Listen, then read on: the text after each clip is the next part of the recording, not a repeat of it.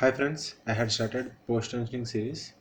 In the chapter 1 is what is post tensioning, and chapter 2 is rebar before post tensioning, chapter 3 post tensioning process, and the chapter 4 is final rebar and concreting, and chapter 5 is stressing and grouting process.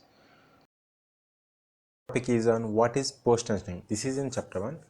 Generally, pre-stressed concrete is of two types. One is post tensioning and another one is free tensioning. In post tensioning, there are of two types. One is multi-strand and bonded PT, and next one is unbonded PT.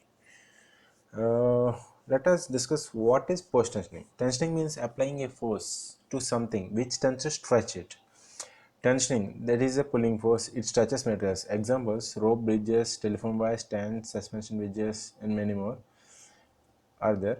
What is post tensioning? Post tensioning is a method of reinforcing strengthening concrete or other materials with high strength steel strands or bars, typically referred to as tendons. Post tensioning applications include offices, apartments, buildings, parking structures, and many more. And what is post tensioning process? Various components in post tensioning. That is, the first one is wedges. These are the picture here shown is of two slices. There is also three slices, which wedges are used in post tensioning components. And next one is PT ducts. These ducts are used in concealing of the PT tendons. And next one, these are of PT live ends. Here you can see that the wedges, wedge plates, and the bursting section plates, these both are of live ends.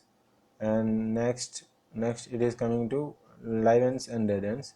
Here you can see that in the left side, that is the live end which is used for the stressing, and the right side, it is the bulb is in concrete, which will be as a dead end. And next is of bursting sections. Here you can see from left to right, that is one monotenon, dual tenon, and three tenons and five tenons. These are of bursting sections which I have used in PT. These all are of live ends. And this is the mono wedges.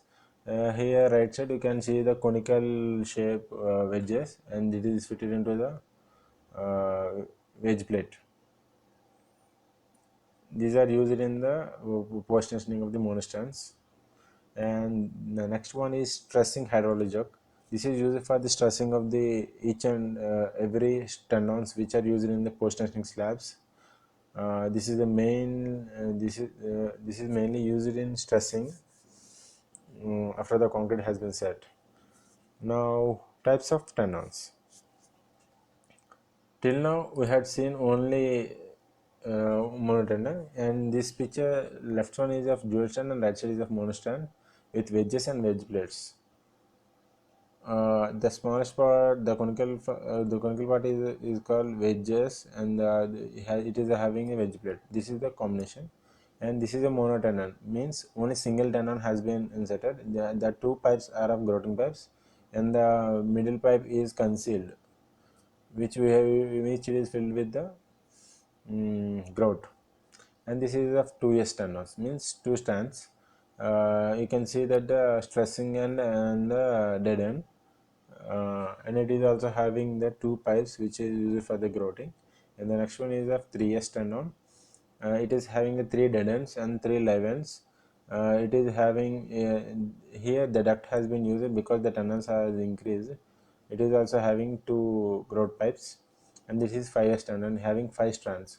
At the one side, it is having dead ends at the left end and the live ends at the right hand. And next, coming to our topic is how PT works. This is the main topic, friends, because we have to know how this PT works. And this is a single tendon, that is mono tendon, that is only single strand. This is the live end and that is the dead end. The curve shape, it takes the shape of the bending moment while using in the slabs or any beams. Here I had shown one small beam. Here,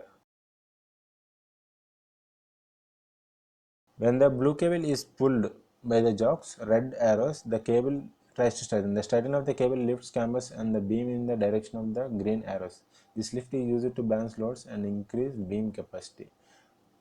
And this picture shows that the top picture shows that is a simply supported beam, which our beams are normally design, and the second one is a post tension beam before loading, and the third one is a post tension concrete after loading without cracks.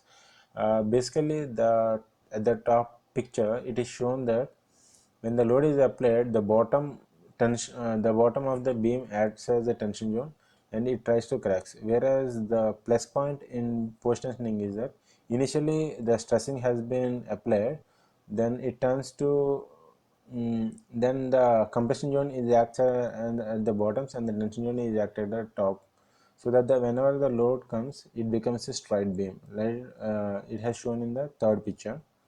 This is the basic concept of the post tensioning, where there is no less chances of getting any problem.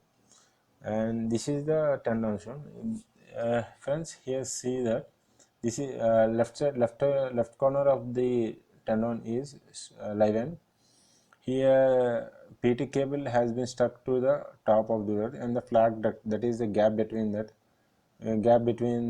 tendon and the hose cap, is shown in the clear. At the supports, it is at the bottom, and at the midspan it is at the top. It clears it shows the how PT tendons will work, and this gap is lateral filled with the grout, that is non-shrinkable grout.